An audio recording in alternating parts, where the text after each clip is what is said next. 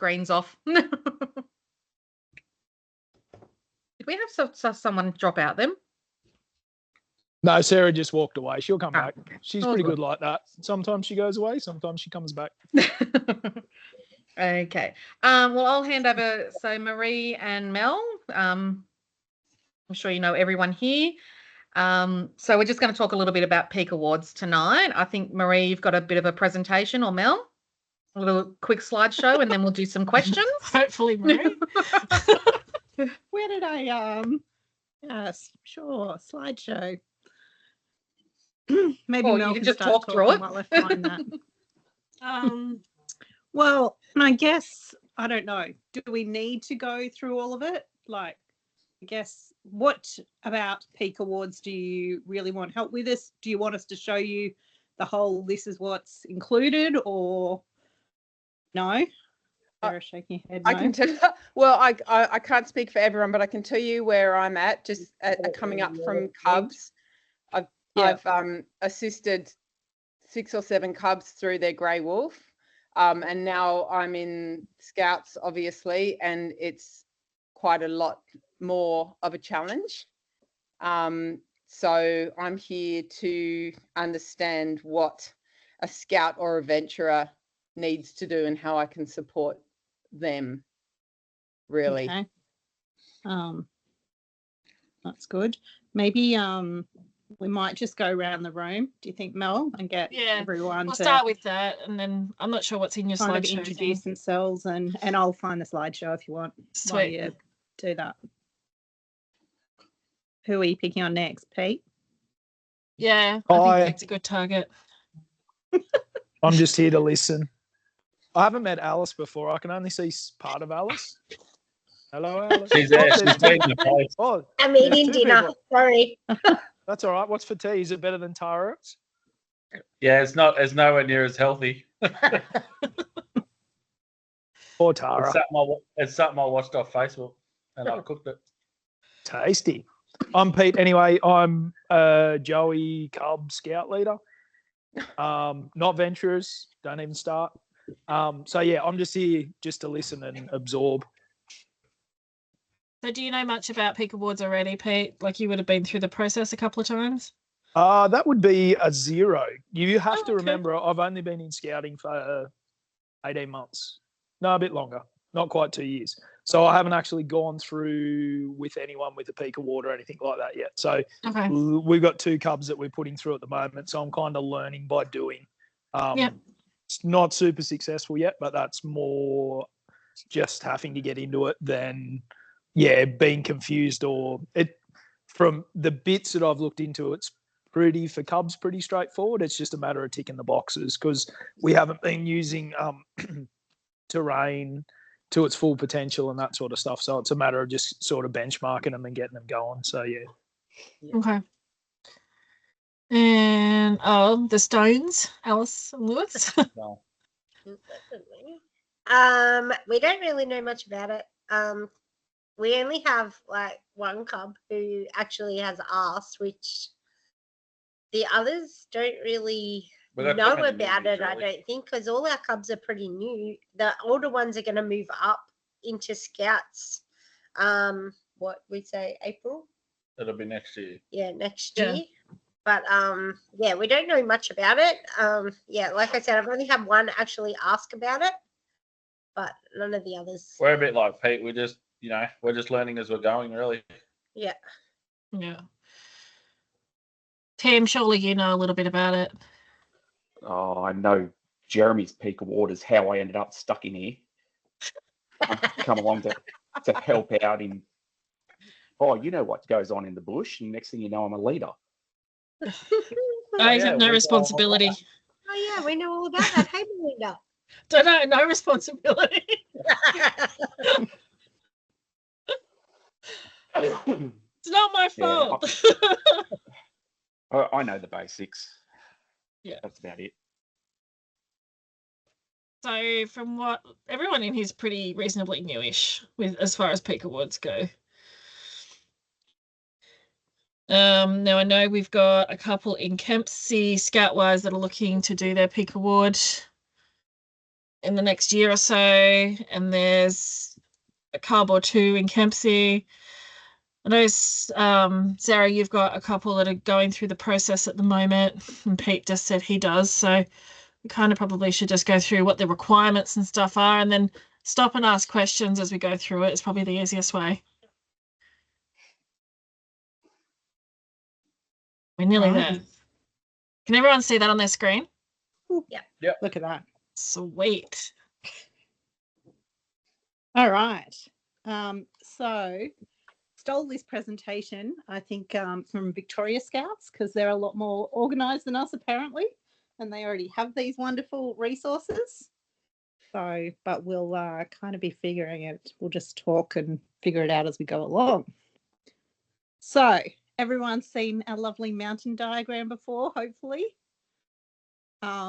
So essentially all peak awards follow, no matter what section, whether it's Joey's through to Rovers, they all follow these same requirements, the things you have to do to get to the top of the mountain. So obviously starting with your introduction to scouting, and then your introduction to whatever section it might be. Working through your milestones. You need to achieve milestone 3. So something with the milestones, it might be good to know if you've got a youth member coming in off the street who is a bit older than the start age of your section, you can actually skip a milestone if that's more relevant to their age. So if you've got a cub that's coming in at like 9 or 10 years old, they could start on milestone 3. Yeah, well, 9, milestone 2, or 10, milestone 3. Yeah. So whatever, so you're kind of doing it appropriate to their age. And similarly, if you've kind of just taken over a section and haven't been using terrain and need to work out where the kids are at, I would just benchmark them or do the same thing and skip ahead to whatever milestone they should be according to their age, just to give them all that fair opportunity to earn the peak award if they want to, because obviously it hasn't been their fault that, you know, if you haven't been tracking that, or the previous leader hasn't been tracking that. So yeah.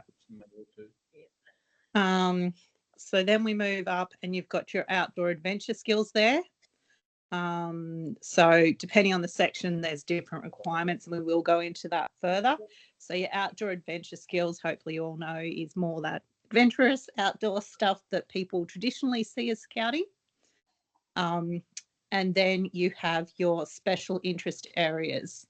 And the best way I've heard these described is kind of like a choose your own adventure experience. So it's where our youth members get to pick a topic that they enjoy and want to learn more about and become more skillful in, and design a project around that. And that will vary depending on what age group they are, is how many hours they need to spend on that project. And you need to get 6 of those. And there's a few other requirements depending on what section you are. What isn't in this diagram, but is the other things you need to do, is a personal reflection, the personal development course, and a adventurous journey. That's the one. Thank you. Mental blank what the words were. Oh, there we go. They're listed on the next slide, which is very good. So they're all the different elements that go into the Peak Award. So the next few slides just break it down based on your sections. So no one's doing Joey's, so we might just skip that unless someone really wants us to talk about it. Nope. Cool. So we've got Cubs, and we can share this presentation with you if you like at the end, so that it's just, I find this quite a handy little summary to know what you've got to do. So as we said, so the main thing for Cubs or for any section is that you need to do your milestone 3. And that's why, yeah, if they start at 10, we skip them straight to milestone 3. For Cubs, they need 8 stage progressions in our outdoor adventure skills. Does everyone understand what a stage progression is and how that works? So generally, if they've come in off the street, it's really easy because essentially by getting them to stage 3 in bushwalking, camping and bushcraft, they've ticked that 8 stage progressions anyway, because that's actually 9 stage progressions right there. If they've come up from Joey's and earned their peak award there, then they'll probably be on at least stage 1 for these. So then that's where you might need to do some canoeing or aquatics. They're really easy ones to do. Cycling, there's a lot really for cubs. Any of the stage 1s are very achievable. Climbing even. So yeah, have a look at those, but they're really easy to tick off. And we can go into some more detail about the OAS if you want later. So then our fish. Go question. Sorry, Marie. Just quickly, this is more as a progression for the kids through the different sections. Looking at the amount of progressions I've got to have, this is putting the horse before the cart before the horse a little bit. But once they get to scouts and then venturers to achieve their Queen Scout, are we better off? Because we've got some kids that are super keen on badge work that are looking to sort of progress through the sections in scouts and also cubs.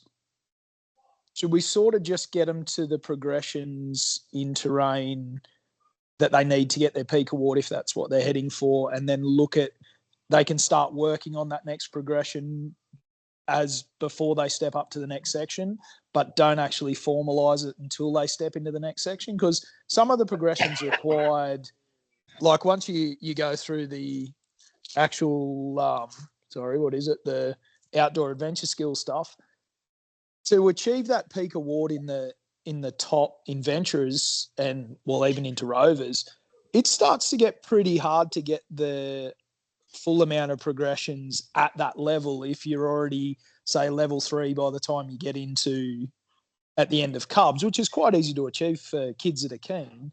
To step into scouts to then reach their peak award to then go into venturers, it starts to become pretty specialised before. Like for regional kids, it's going to be hard for them to get those final progressions when you look at starting to diversify and get into the really tough stuff. What we might do, Pete, we'll go through all the slides of the different things for each section and then we'll car park that and come back to it, okay? Did I get too far in front again? Yeah, you're jumping. Mute myself again? That's all right. We'll just go through this so we can explain it and then we'll come back to that because there are some strategies around that. Yeah. Marie started it. It's all good. All right. Special interest areas. So you've got your there's the 6 different badges. So each of the projects should be around 4 hours. So it's important to know with this special interest area projects that can include time for planning and reviewing as well. So that's included within your 4 hours. So it's plan, do, review, 4 hours. What else can I tell you about them? So, and you just need to, so they need to have at least 2 different areas. So they don't have to get one of each badge. Although I know my cubs really like to try and get one of each to the point where they're almost upset when they don't. Yeah, like, it's okay. That's not what it's about, but so yeah, it's just good to reassure them that they can still get their grey wolf if they don't do all of those. Their leadership or personal development course, which is 1 day duration. Now, as a region, for cubs, we probably try and run 2 to 3 of those a year. But you really need to be on top of it and looking ahead to see which cubs need to do it so that they don't miss out. Sarah's nodding her head because we've had personal experience with this and it got quite tricky. So yeah, because things happen as well. Like someone might be sick on that day, and then it kind of it just can be hard in regional areas to try and tick that one off. Your adventurous journey. So this is a 4 hours, which your cubs need to plan and lead, and then review at the end as well.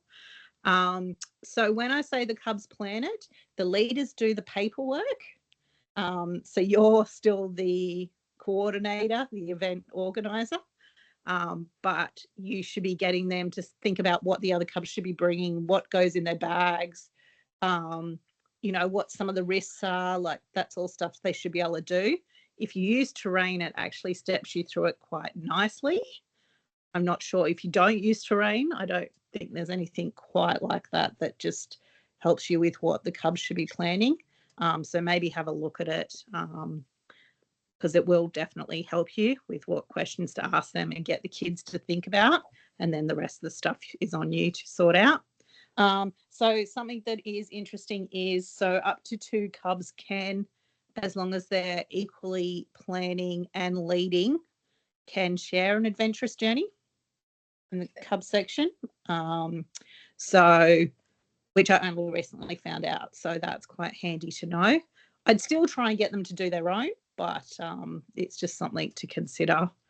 And then the personal reflection, which again, if you use terrain, there's probably a few too many questions, in my opinion, for Cub Scouts. So we tend to pick out a few and the kids will ask the ones they're interested in. And we stick with that. So then once you've done all of that, there's a form that you fill in. Does anyone know where to find the form? Yes. No? Oh. Hello.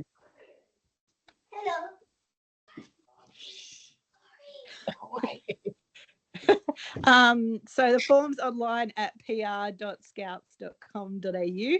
That's where you can find all the Peak Award notification forms. And you just go and you find the Cub one, fill in. You'll have to fill in the details of all those different things when they achieve them. And then you need one of your Cubs from the unit council to actually sign that document, and then you sign it as a leader as well. So that's the Grey Wolf Award. Any general questions apart from Pete's OAS questions, which we'll come back to? No, we're good. No.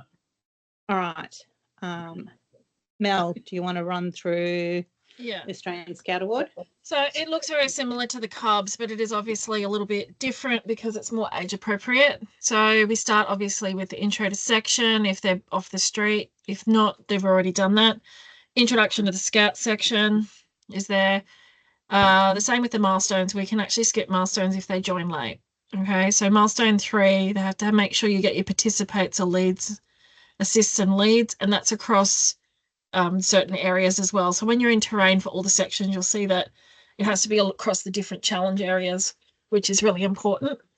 The outdoor adventure skills, obviously for this one, instead of getting stage 3 in those core areas like Cubs, we need stage 5 for bushwalking, camping and bushcraft. A lot of the bushwalking stage 5 can be done as part of the adventurous journey because a lot of the stuff they need to do is stuff that they'll be doing anyway. Special interest areas are still 6 of them across 3 areas this time instead of 2, and the special interest areas are now 8 hours in duration each. So it's a lot harder. Okay, it is still the planning, the doing and the reviewing time, but it is a bit longer. It's a bigger project. Additional activities. So the personal development or leadership course is now a weekend course for the Scouts. It doesn't have to just be in Scouts, and there's actually a few different courses that they could do. So they could do one that, like a personal development one Region put on, which we're hoping to run one again later this year. There is also a U+ lead course through Scouting, or U course, which sometimes you can do down in Newcastle or Sydney. If there is other courses that are at least a weekend in duration, if they're doing like leadership training or stuff through school that meets the requirements and the outcomes, we can look at that. And if you want to go through, if they've done other courses or different things through other organisations, reach out to me and we can have a look at it and see if it actually reaches the requirements for the Scout one. Adventurous journey this time is 3 days and 2 nights. So generally speaking, when I've had Scouts go through this, it's usually a Friday night till a Sunday afternoon. They don't have to hike a huge amount on the Friday. They could even hike a kilometre into the campsite if they wanted to. Adventurous journey isn't just hiking though. They could do anything that's people powered. So if they wanted to go canoeing or cycling or whatever, they can. And then there's obviously a personal reflection as well that happens towards the end.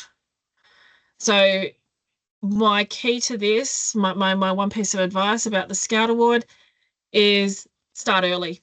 Don't leave it to your last 6 months of scouting because it makes it really hard on both the child and the leaders involved. Really hard. And the stage progressions, there's 10 stage progressions. So moving up from stage 3 to 5 in those 3 core areas, that's 6 of them straight up if they got their peak award in cubs. If not, then it's obviously more already, but it's not really totally unrealistic for them to get the stage progressions if they haven't gone hugely over in the cub section. Something to note, and this kind of comes back to OAS, but I remember when Evelyn was doing this, one of the things that kind of surprised us because we hadn't looked ahead was the requirement for stage 5 to do the first aid certificate. Yeah, first aid certificate is a requirement for all of stage 5 in those 3 cores. So they will need to do a qualified first aid course as part of that. Right, next slide. Oh, any questions? Any questions about Scouts? Generally. Okay, so then the Venturer Peak Award. All right, so very similar looking again. They have to reach the milestone 3 and stage 5 in the core skills. So if they've done their peak award in Scouts, to get it in Venturers, they've already got stage 5. If they want to increase on those skills, they can definitely move up higher to stage 6, 7, 8, even 9 if they wanted to. But they need 12 stage progressions. So this here is where it gets a little bit more complicated, like Pete was explaining. Some of these actually branch out at stage 4. So for example, bushcraft branches out at stage 4 to pioneering and survival skills. So if they already have stage 5 in bushcraft as pioneering, they could do stage 5 in survival skills, and that is still considered a stage progression even though they don't get a new badge for their shoulder. Okay. They will then have to look at their stage progressions, obviously, in the other OAS levels if they have done that. If they've come in off the street, obviously their stage progressions are going to be different, but you would be benchmarking them. So they're not going to be starting at 1 and moving all the way up to stage 5. They'll be starting at a level of where they actually are and benchmarking something we can go through. If you've got a youth member that's come in off the street and not been through the other sections, benchmarking is what we need to do. Their special interest areas for Venturers are 12 hours each. They still need to get 6 of them, and they have to be at least from 3 of the different areas. Leadership and Personal Development course is a weekend course. So the Venturer Leadership course we haven't actually had a lot of in the past in our region in recent times. And then there was one run at Bellingen recently, which was quite successful, but it's not run as often as the Scout one, definitely not.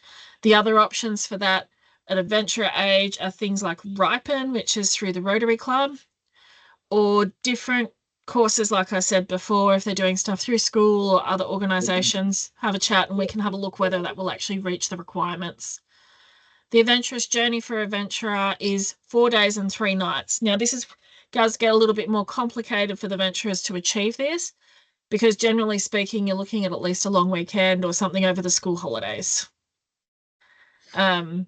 And the personal reflection. Now, what's different about the personal reflection in the Venturer section is they still do it with their unit, but they also need to do a personal reflection with representatives from the Region Youth Council present for it to be signed off.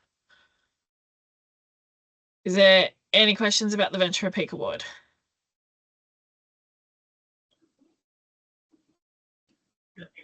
No. All right. Is there one of the Rovers there? So the Rovers, it's very similar. I don't know that we really need to go through it, given that. I don't think so. No. It's there. It's harder again. Their SIAs are 18 hours each, which is really big. So if you have a rover that wants to do a special interest area and needs assistance from your group, please help them. They need all the help they can get. And yeah, it's a good idea to offer them things like maybe planning a Cubs camp or a Scout camp for you. Yeah. So, sorry, I've got Aaron calling me. I'm just going to see if he wanted to do this. Can Okay, you no move worries. to the next? Is Oh, it no, he's not. possible to just get Rovers to plan all my cub camps for the rest of the year? I want to help them mean, out. You could And they ask could them. like do more of my risk assessments, do all my camp planning. Well, they need 4 areas though, so that would only be 1. Yeah, they can only That's all do right. I it can once, make multiple really. areas. If Oh, that's you ridiculous. can So they can convince do them like to an do it that many environment times. camp and, Well, how many Rovers have we got in the region? Like, if they all do one for me each, that should get me through at least the next 12 months. You can try. I dare you. Okay, so at a glance, this gives you a bit of a look. So kind of the same obviously, thing, but in a different format. By the looks of yeah, it. it's pretty much exactly the same as what we've gone through. The personal reflection does change a bit at the Venture and the Rover section. But other than that, it is pretty much the same format, but just more age appropriate and a little bit more challenging to achieve. Now, what to remember about the Peak Awards is at the end of it. Must be. Okay, so Yeah. this is set up to be at, we need to make reasonable adjustments, and that's a thing to be considerate of. If you've got a youth member who perhaps has difficulty with something, it needs to be the best of their ability. So, you might have one scout that's, really into the bushwalking and very advanced at it, who will do a lot more than somebody who perhaps has mobility issues or it's just not their forte. It's about them trying their best. Now, with the scouts particularly, because we've got the overnight hikes, I do encourage the scouts who's organising it to realise who else in that patrol is going with them, because they need to be able to handle the hike and be able to make it to the end. There's no point in sending a scout who can't do an overnight hike or can't carry a pack into a 2-night hike. That's just craziness. So you need to work with those youth members to make sure the hike that they're planning is appropriate for the people that are who are actually going along and taking part. Now, the other thing is, and I know I've had conversations with other leaders, it's actually a journey. So it's not a standing camp with a bit of canoeing or a little bit of bushwalking and keep coming back to the same spot. It is a journey. And it's basically, the adventurous journey is mostly around the planning and the organising of the hike, doing the, I'm using hike as a thing. So using the journey is like a pinnacle of all their scouting, their section coming together. It's not easy, but by the time they go and do that journey, it is like, it's a big thing. It's massive. And I would push them beyond their limits. No, don't make it easy for them, but don't make it unachievable either, is my point of view. So if they've come up with an idea and you don't think it's quite there, reach out to the other leaders in your area, reach out to other leaders in the region and stuff, and just chat it over. Call myself, call Marie. We're more than happy to go through it and provide some options and thoughts and everything like that. Phil Shepherd and Nigel Fellows are also really great resources, because they're in the adventurous journeys, the adventurous activity space, and they know a lot of the places and things as well in the areas as well. Pete, getting back to your OAS question. If you've got a cub, for example, I wouldn't hold them back on their badge work, but I wouldn't push them through it either. So if they're somebody who does a lot of skiing, for example, with their family and they're way up there in the alpine stuff, as long as they can get it signed off, let them go for it, because the opportunities for them to do that stuff around here is minimal. But the thing is, with it being the one program, even a cub could be mentoring a scout or a venturer through another OAS. So if they're at a higher stage, they could be mentoring a venturer through stage 1 of the same thing. It is not just an upwards move, if you know what I mean. The other thing to look at is the sideways progressions when they branch off at about stage 4 in some of stage 4, and then further on in some of the other ones, they branch off into different streams. That's also another way to get your progressions in the later stages. But there is a danger that if they go up too hard, it's going to make it harder for them in the older sections, definitely. But they could do everything on that stage and leave a couple of things until they move up to the next section and just have 1 or 2 things to mark off to then get that stage progression in the next section, particularly if they're close to going up. Yeah, that was the big thing that I was sort of looking at, especially with the younger cubs that are super keen moving through the section. It's not very hard for them to start, especially the adventurous kids, start ticking stuff off and wanting to get badge work. And then, like, you start looking through that book and start looking at some of the qualifications we need to do the activities for them to, once you get to that sideways progression, like even in cycling, it branches off into mountain biking and cycling. You got your bushcraft pioneering. We don't have the qualifications in the region to actually sign these kids off unless they go to something like a winter camp or a summer camp. So it was just more, it's not dodging the system, but it kind of is in the fact of just tick everything off and just leave the review. Is that? Well, I wouldn't even leave the review. I'd leave one of the requirements. Yeah. So is probably what I'm saying, because we're amongst friends. Is that kosher to do that? Or is that, because the thing is, at the end of the day, it's not going to be hard to just quickly go into terrain and just tick that off when they hit the scout section. And they might have 4 or 5 progressions when they hit it, but it just takes the emphasis and the load off the next section, trying to then get them through to a level where there's a lot of groups that haven't got the skill base to be able to progress past a level 5 and into, like, I know I looked into a few different things with the bushcraft and pioneering. There's some pretty advanced stuff once you start getting into 5s, 6, 7s, and also that their requirements. We're not running stuff in our region where they can actually go and do some of this stuff. Yeah, so we're actually working on upskilling our leaders, which that's definitely a priority. But the badge work isn't only OAS. So those ones that are super keen for badge work, maybe steer them towards doing some special interest areas and knocking them over earlier. Yeah, the kids get super keen on ticking off, I'm on bushcraft level this, or I'm on, you know what I mean? And it was more like, and this is nothing against what we've got going on in the region, but it was just more so, I don't want to disappoint the kids by saying, we can get you, start ticking that off, you're doing your stage 4 stuff, and then all of a sudden, to get them to that peak award, we've got to try and get them to Sydney, or we've got to try and get them to Newcastle. Do you know what I mean? Like, it's, I just want to make sure that was cool. Too, right?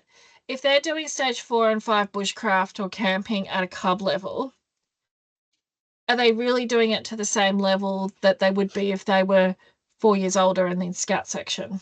Oh, no, 100%. And that's the thing, is that there's going to be some, but even not so much like just getting them with the amount of stage progressions, getting them in those 3 areas. But like, as an example, you were talking about the Alpine. If we've got kids that go away skiing and that sort of stuff, just sort of holding some of that back once they've got their stage 3s. It's more the cub section you seem to be able to sort of work through with the kids pretty quick, or not quick, but you know what I mean? Like, it's age appropriate. Yeah. Once you get into scouts, there's some stuff in that levels 5 and 6 that's starting to get like you'd want to be on the upper end of scouting to be able to start actually fulfilling the needs to achieve that. Well, the level 5, if you need it. Sorry, you have to have that first aid certificate for level 5. Yeah. I can't imagine a cub going to a first aid course. Oh, no.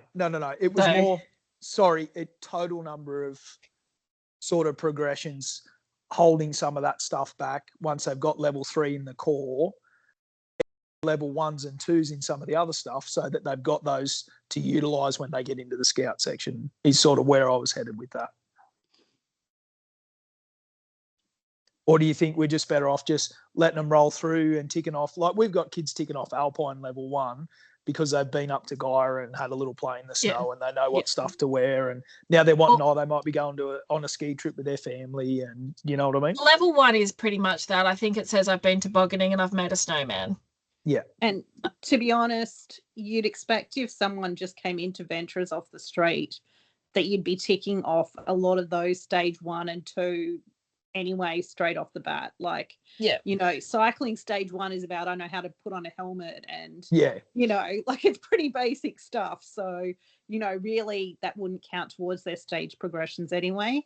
But you're particularly benchmarking for stage 1 and 2. I think you'll find for most of them is that kids, by the time they get to that age, venture age, is they've already ticked that off. So it's not going to count towards their progressions anyway, because you're meant to benchmark them when they come in. So okay. So that benchmarking, that was the other thing I wanted to ask about. That's perfectly fine. Like, we've got kids coming to Scouts. It's perfectly fine to go through and benchmark them at a level once you've had a chat with them or they've been on one camp, because that's the other thing. There's like Jamboree coming up. They've got to be at a certain level to attend Jamboree. There's kids that have only come in the last 12 months that are more than capable, but so that's okay to benchmark them. Yeah, so you sit down and go through the I statements with them and always believe them. But if there's something that they're not quite there, that's okay. Just start them at the stage below, because they might have been done half of that. So benchmarking is important, because if you've got someone who's coming off the street and you're starting them on stage 1 and they've got to be at stage 4 or whatever it is for Jamboree, that's all their stage progressions done without them actually doing a lot of work. Yeah. So it's sort of just finding that balance in making sure they're at the right levels, but making them work for it too, not just handing it out. Yeah, pretty much, because we're making the system fairer for everybody. So we're allowing it for everybody to achieve, but if you're in off the street, you shouldn't be able to achieve it a heap easier than somebody who's already been through Cubs. Yeah, that's fair enough. I just like lists, and I've got lots of I can do this and tick and tick and tick and no, I'm just kidding. It's about the conversations you have with those lists. Oh, now we're getting a little deep.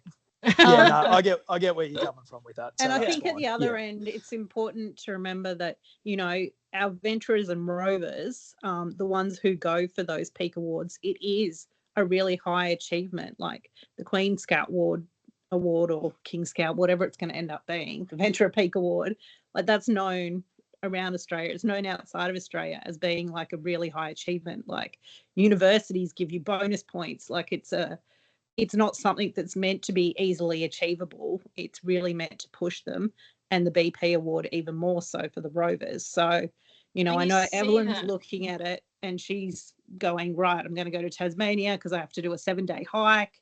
Like, these are things that they're expected to do when they get to those levels. And you see that with the percentages of the people that are achieving it.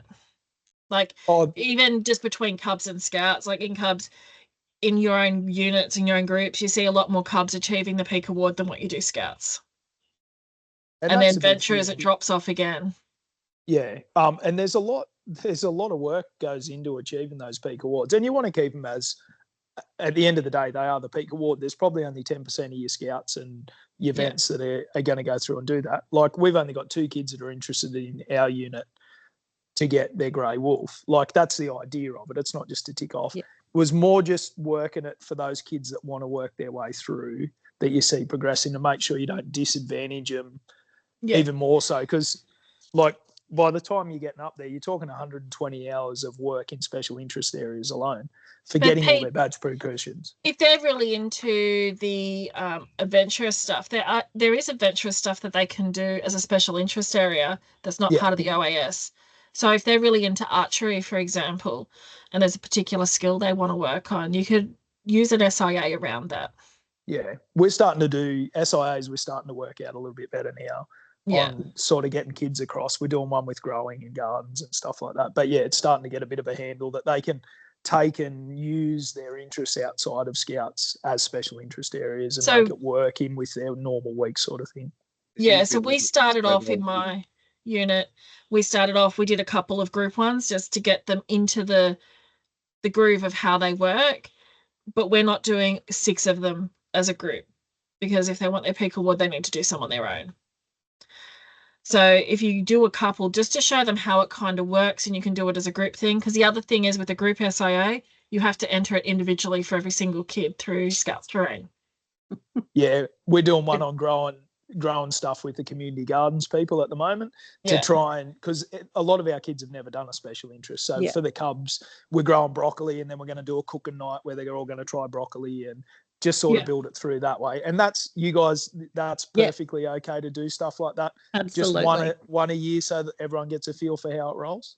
What Yeah. you could possibly do then as well is have your parents come in and show them how it's input into Scouts terrain. So when their cubs want to do something that's not in a group thing, it's easier for the parents to enter it for them, or the cubs themselves to enter it.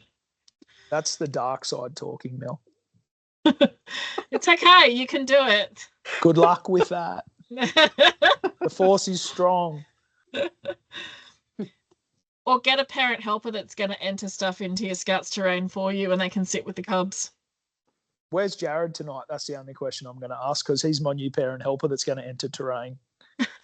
Let's have a vote. Thank you, Jared. He's got a uniform on. You're not taking it off him. No, I he's don't going to think be. He's helping me. All right. Anyone else have any questions? I was going to say a lot of the schools are doing Duke of Edinburgh stuff, and a lot of it will cross backwards and forwards between the Scout program and the DOE program as well. So if you've got kids that are badge chasers, essentially, that could be another path to lead them down, so you don't use up all your stage progressions in your unit. You can guide them into Duke of Edinburgh as well as a secondary thing that they can add on. So we actually have a Duke of Edinburgh leaders and stuff within Scouting, because there is a lot of stuff that we can do. And I met one of them on the weekend. But yeah, there is contacts within Scouting if Duke of Ed is something that the kids are thinking about as well. I know there's been a lot of chat on that, like, National Scouts Facebook group about whether it's double dipping, or use Pete's phrase, whether it's kosher to use the one activity to sign off both sides. We're talking about badge work, not sheep stations.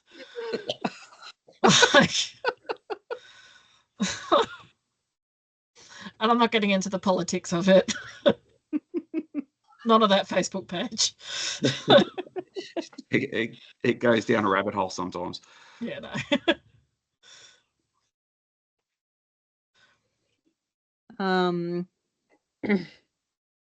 Anything else anyone wanted to ask? Because then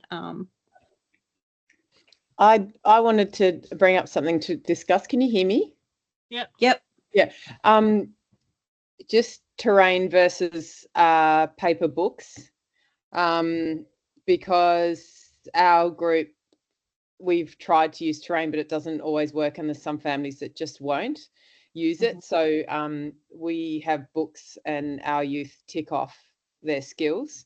Now I know for Cub Scouts, and I've discussed this with I think it's Erica in Peak Awards, and she said that the terrain doesn't have to be perfect as long as there is evidence that the Cubs have done everything that's required and it's in their books and it's signed off.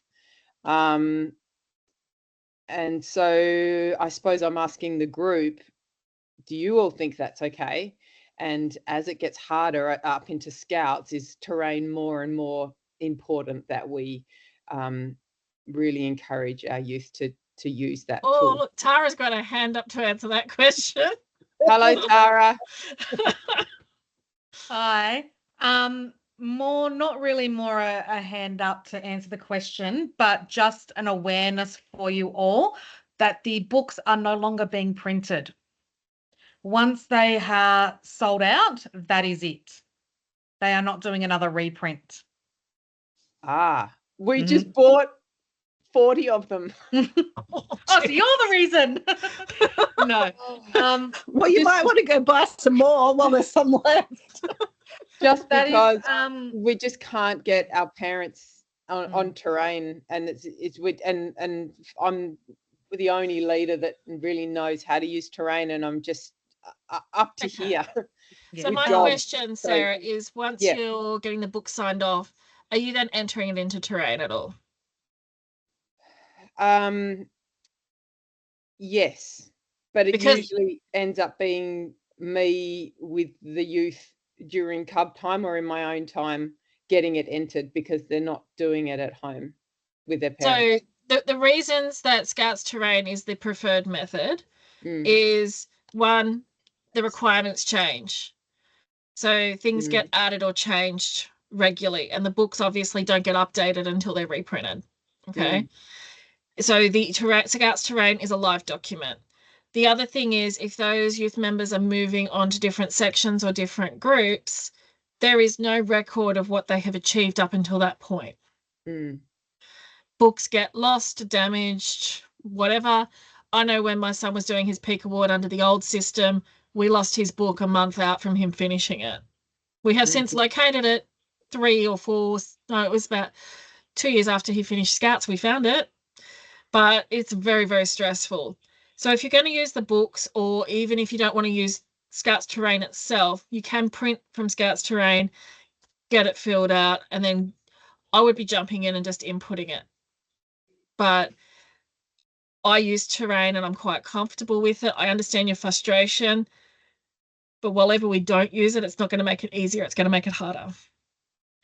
So, Sarah, and I get you having to do it by cub age, but at Scouts, can you not provide a laptop and have the Scouts log in and do it while they're at Scouts? We can. Our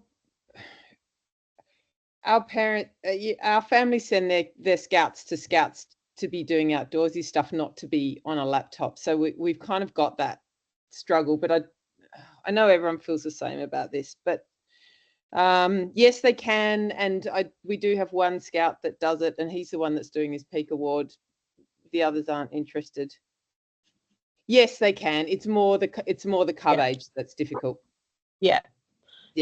And I find, like, that's been my experience, is that generally there's no interest until they come to wanting to do a Peak Award, and then suddenly I have these cubs nagging their parents to get online so they can, get stuff ticked off. And the same with our Scout section. Like, it really does seem to be.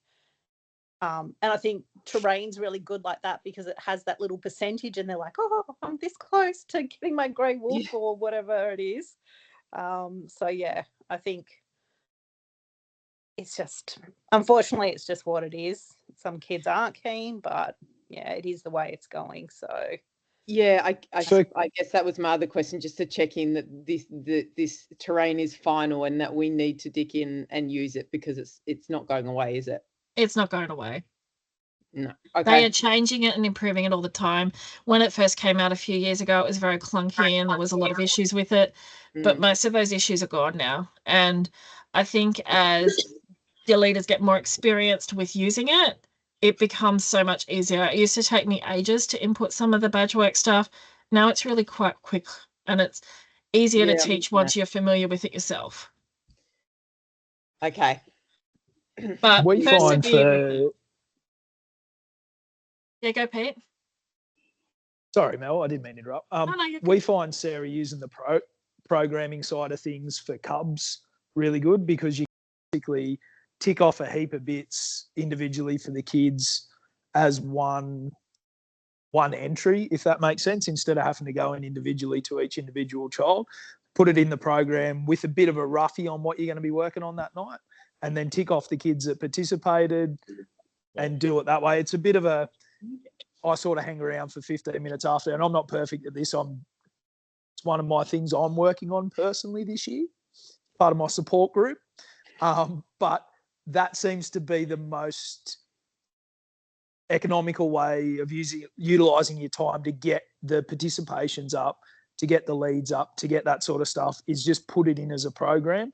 Our parents can't even look in Terrain as a program, and everyone, the Scouts and Vents, it gets, harder again. But for the Cubs, that seems to work pretty well for us. We got a lot of new kids, but yeah. Yeah. Okay. So I just want to say something. We had a parent who marked off things in Terrain that weren't actually, like, when we actually did the skill, he couldn't actually do it.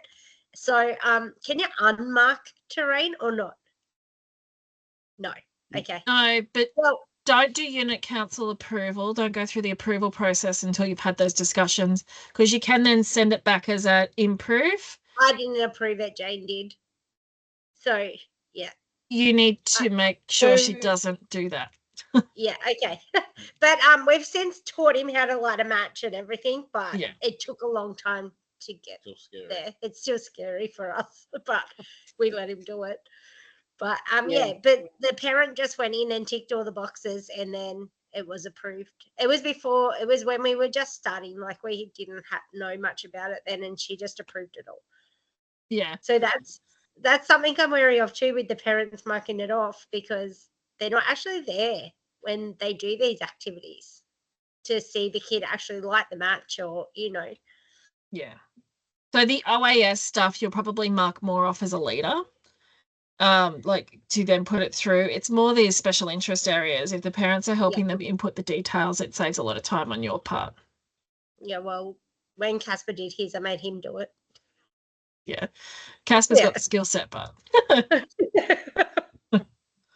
some of your other cubs do not have that capacity to input it. No. So yeah. Okay. The other question that I had, well, the topic I wanted to bring up was personal reflections. And I'm not sure if we've been doing this right, but it really, really works for our group, is that we've been giving our cubs the choice of how they want to do their personal reflection to make it more inclusive. So some of them want to sit on terrain and do an online reflection, and they love that, but some of them aren't cerebral like that, and so they've done a presentation, a poster presentation, or they've done a slideshow presentation, and they've done it to all the other cubs, or a speech with photos, and that's works really well. So as long as they've made some kind of effort and done a reflection, I've ticked them off anyway. So is that okay? The reflection can take different forms, and that's not an issue, as long as they're reflecting on the same sort of details and information. So there is some guiding questions within Scouts Terrain that, they should be considering and thinking about. If they're just doing it online, there probably needs to be a discussion, because the unit council are the ones signing off the peak award, and they need to know that reflection and everything is a true reflection that youth member is making on their journey of their time within the section. So I've printed off the questions from Terrain, and then we've asked the Cub Scout on the night, and then the unit councillor there to sign off on the night, because they've heard the Cub talk about it. Yes, that's not a problem. Particularly at the Cub level, like even in the Scout section, I would give them different options of how they want to do their reflection. But it is about them thinking. They should be reflecting along the way, obviously, like reviewing on every stage of it. But the final reflection is just like a wrap up of the progress that they've made. Okay. Does that make sense?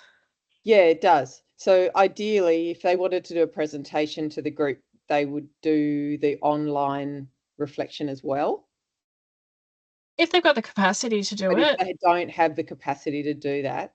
It's okay for you to sit there and enter it, and they have a discussion with you. Yeah. Okay. Yeah.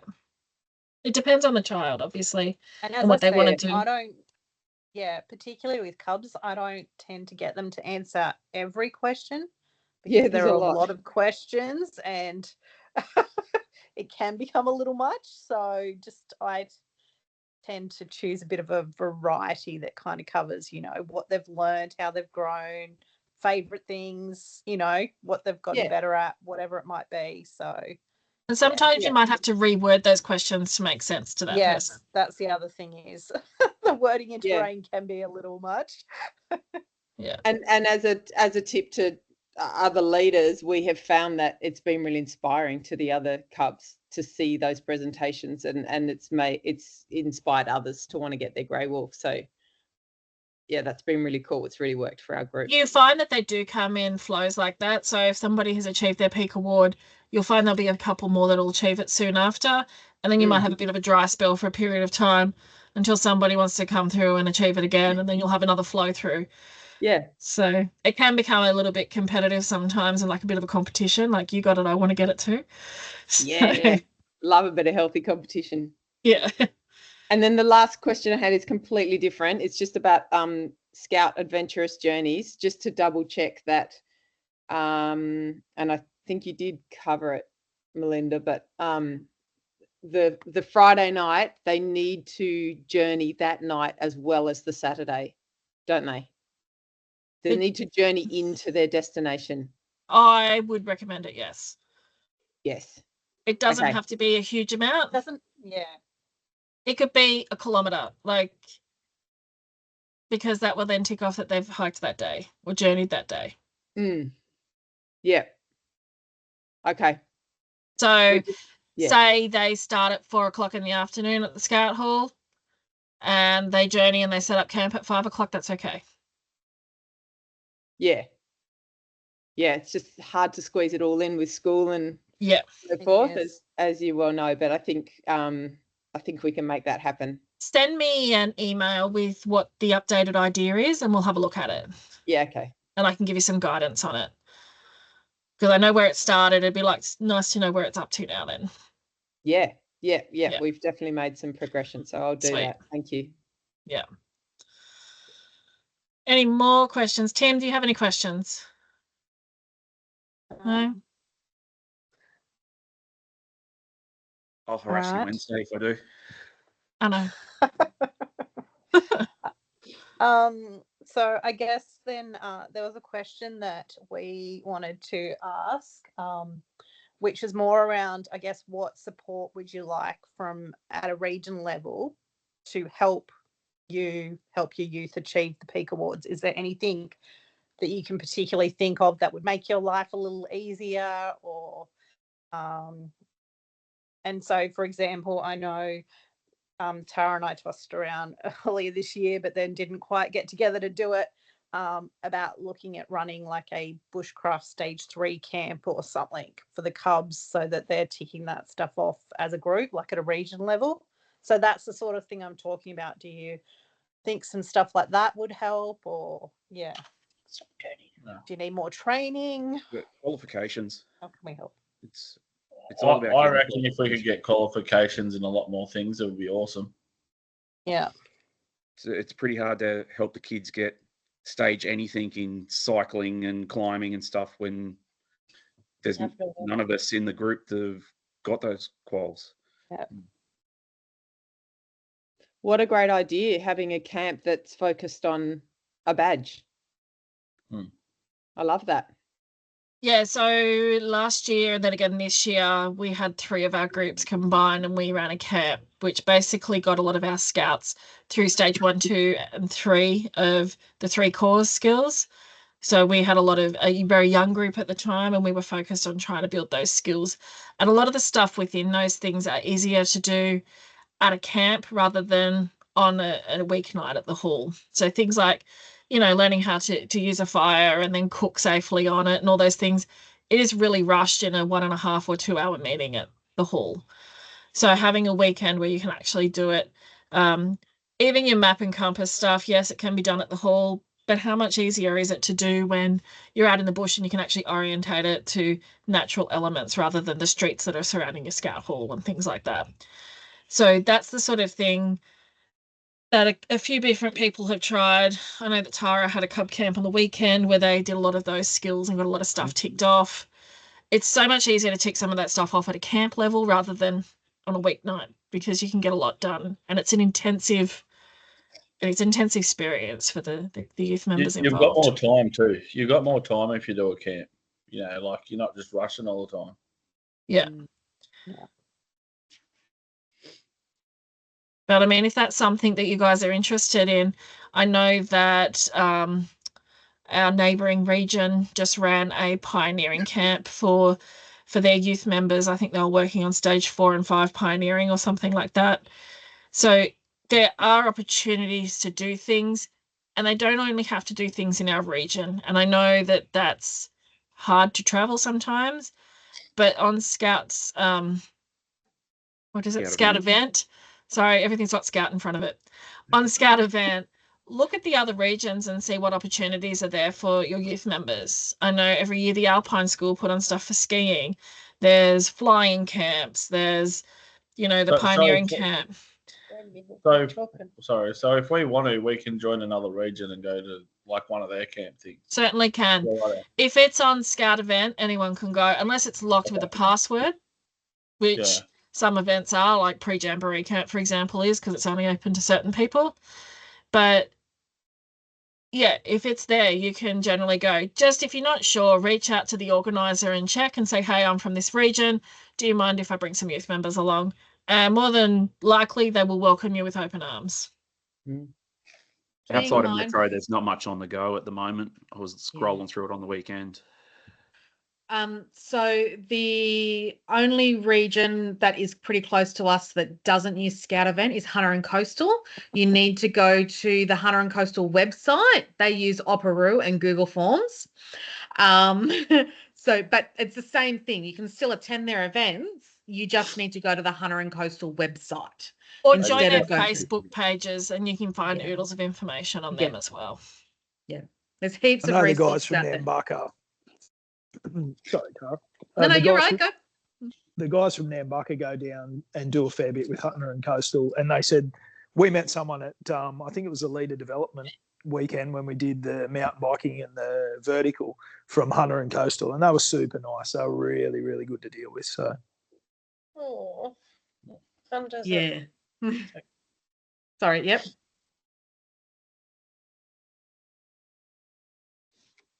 And it'd be okay to dip into Queensland Scouts too, wouldn't it? If we were Definitely daring. for you. I'm not They're sure very what outdoorsy. I'm not sure what system they use for their registrations and things, but I'm sure you'd be able to find out with a little bit of research. Go onto their website again. Queen Scouts Queensland website will have some information to help you. Yeah, we've got some Scouts go to Nighthawk, so they're all inspired now to see what they do up in Queensland, which is exciting. The one suggestion I had about the question around support is having some sort of way, a mentor program for not a program, but just a connection for our youth. I'll give you an example. Is we've got a scout trying to do his peak award at the moment, but no one's done their scout peak award for a very long time in our area. So he has no other scout or venturer to talk to who has done it. And it would be really awesome to be able to connect him with another youth member that he could talk to and be inspired by, rather than adults all the time. That's probably not helpful. I was going to say, I could connect you with Evelyn, but she's an adult technically anyway. But she's a rover, if that helps. Yeah, but she's a young person. Yeah. It's just an idea that I've been thinking about, and I think it was actually Mel that first thought of it, was just some sort of mentorship for our youth. Maybe, Marie, we could take that to Region Youth Council and see if there's a bunch of youth members who'd be willing to go on that sort of a program. Actually, you know who would be good is Sasha. Yeah, actually, he'd be really good. ASA. Yeah. So Sasha's Grafton. Oh, okay. You would have met him at region events. Well, he's actually McLean, but he's at Grafton Scout Group now. Yeah. It was McLean. But I think some of our venturers who have achieved that would be more than happy to actually speak to some of our scout section, and they don't necessarily need to be in the same physical location, because we could hook them up on Teams or something like that to have a discussion. Yeah, they could talk over Zoom or do what we're doing now, couldn't they? Just yeah. Okay. Yeah. That's a good idea.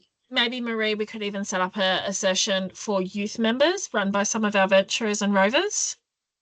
And they can have a chat about different things they've done to achieve it and what they've got out of it. Yeah. Even maybe share some of their reflections and stuff. And it might just be a little bit just to inspire the youth members that are perhaps thinking whether or not they want to be a part of it. Great, thank you. We could use that as a project patrol thing, Marie. We'll talk about it more later. Yeah, that's a good idea. Yeah. Yeah. You're muted, Tara, if you're talking to us. Mel, should we look at doing something at Region Rally, possibly like an info session or something like that? when you've got some vents there, just to anyone who's interested in their Scout Peak Award, just put aside just quick half hour. Anyone who's interested in the Hatcher Hut. This is a bit of information about what I did. I don't know, just formalise it so certainly every could. year. Yeah. Yeah, we Instead certainly of could. trying to organise it, a team sort of thing and that sort of stuff. You'd even do the same at Thrills and Skills, Marie, you know what I mean? Because you've got all your cubs and stuff there. If they have half an hour, we'll supply marshmallows, get heaps of kids in through the door. Is that okay if I give kids lollies to get them to do things? Yeah, we throw marshmallows but at you- them. Yeah, you know what I mean? Only if you're not in Lewis's white van. My van's grey, it's fine. But yeah, like at summer, your keen kids are already at the camps anyway. So you've sort of narrowed your target group down to then just have a quick half an hour on a Sunday morning or Saturday afternoon before the disco for the kids that are interested. The kids that aren't don't have to come. Yeah. Yeah, we can have a chat about that and sort something out. That's a good idea. Like it. That's my one good idea for the whole year. I'm done. No. That's this term, maybe.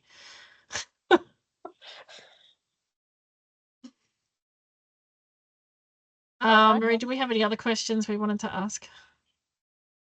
I don't know. No. As far as increasing your own skill sets, you can also go out of region for that.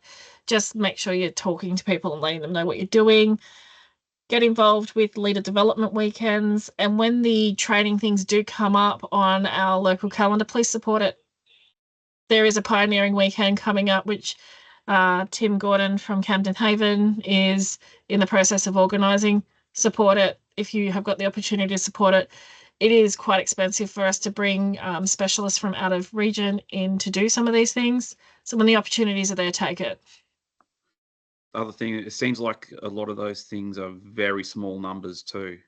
Like I think that pioneering one that Tim's running, they're capping at 10. No, really? it'll be about 20. Yeah, I know it wasn't many. Yeah, it'll be 20. It's partly due to location and it's partly due to, it's a skill sharing one. So we're still working on it. Yeah. But I know during January last year, they had, they've had a couple of abseiling weekends because there was one recently.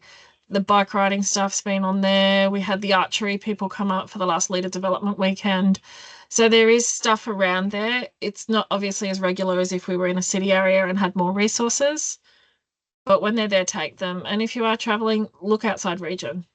Just see what's there. But just give us the heads up you are training outside of region and let the adventurous activity guys know. So Sarah in particular for this, but if you go interstate, make sure that you are getting some form of written confirmation from them that you have done and completed your training. The systems, so like Queensland and New South Wales use different main systems, and sometimes it can take a while to get lost. So it's good to ask for some form of confirmation when you're going out of state. To do stuff. Inter-region's not so bad because everything still goes through the New South Wales State Office. It's mainly when you go interstate that there becomes problems and things can get lost. But anyone else who wants to go interstate, that's welcome as well. But I thought Sarah's up there in Byron. Closer. Yeah, closer. That's the word. Is there any other questions, comments, queries? No. We might just stop the recording there then, Tara. Thank you all for attending. Thanks. Thank you.